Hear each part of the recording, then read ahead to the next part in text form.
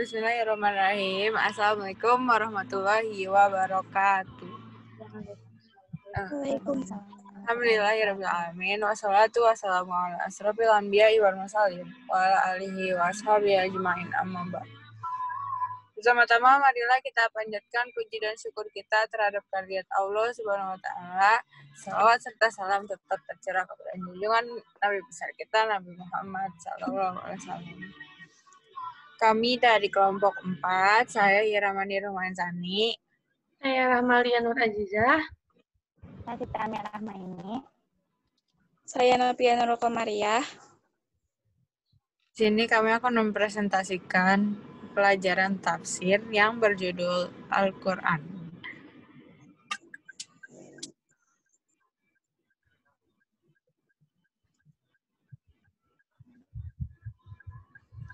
Al-Quran adalah kalam Allah Subhanahu wa taala yang merupakan mukjizat yang diturunkan kepada Nabi Muhammad SAW melalui perantara malaikat Jibril untuk disampaikan kepada manusia sebagai petunjuk, diturunkan secara bertahap, dan yang membacanya mendapatkan pahala.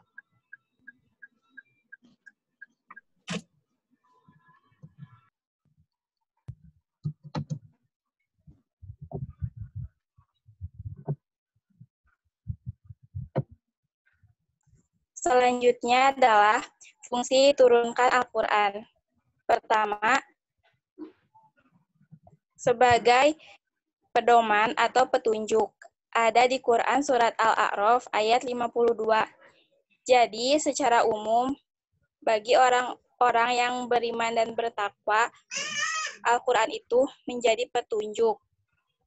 Kedua, sebagai pembeda antara yang benar dan yang salah. Ada di dalam Quran Surat Al-Baqarah ayat 185.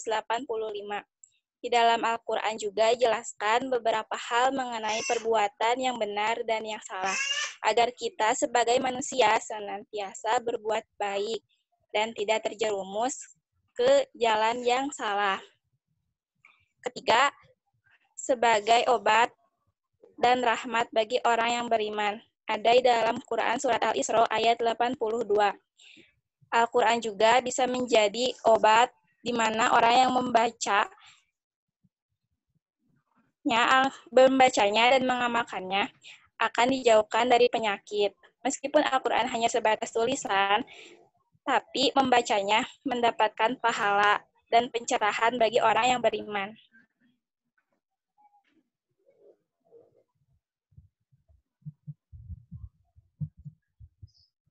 Selanjutnya adalah bahaya cuek terhadap Al-Quran.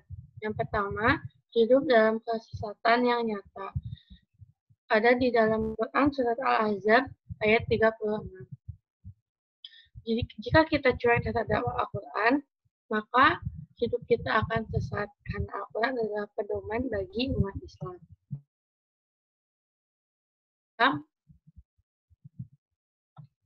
Kesempitan dan kesulitan.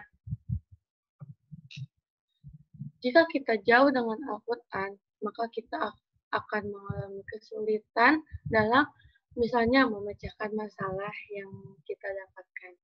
Karena jika kita kenal dengan Al-Quran, maka kita akan mudah memecahkan masalah yang kita miliki. Yang ketiga, disertai setan. Nah, jika sudah disertai setan, kita akan malas untuk beribadah apapun itu. Yang keempat, hidup dalam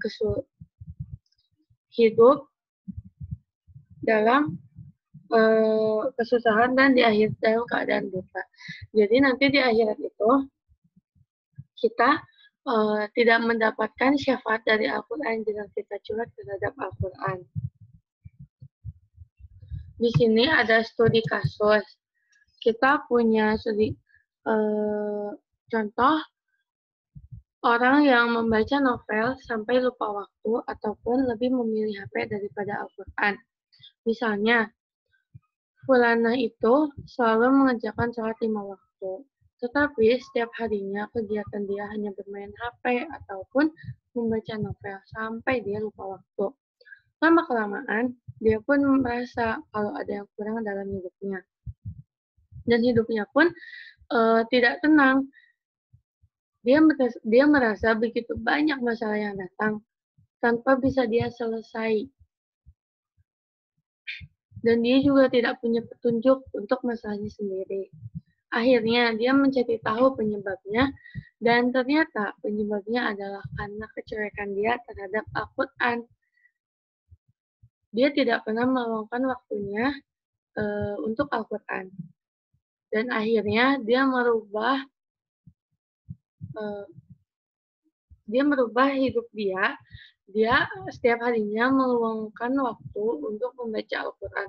Walaupun satu hari satu lembar, dia bertekad harus membaca Al-Quran. Karena dia tidak mau hidupnya tersesat lagi. Karena Al-Quran adalah pedoman hidup bagi umat Islam. Jadi, sedikit demi sedikit, mari kita belajar untuk lebih dekat lagi dengan Al-Quran, untuk tidak cuek lagi, untuk belajar meluangkan waktu walaupun sehari hanya satu lembar untuk membaca Al-Quran. Selanjutnya itu terintegrasi.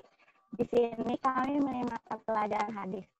Kenapa kami memilih mata pelajaran hadis? Karena hadis itu mempelajari tentang dosa, dan berbuat dosa itu jelas dilarang sebagaimana ada dalam Al-Quran.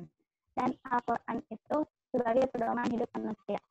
Jadi kita sebagai manusia itu harus melakukan hal-hal yang positif agar tidak terjerumus ke dalam dosa tersebut.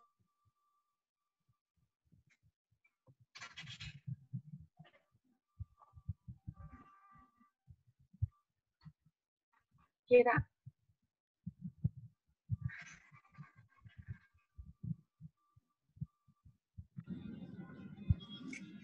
Sekian presentasi dari kami.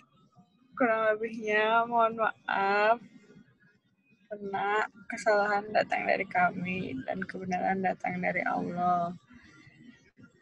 Assalamualaikum warahmatullahi wabarakatuh.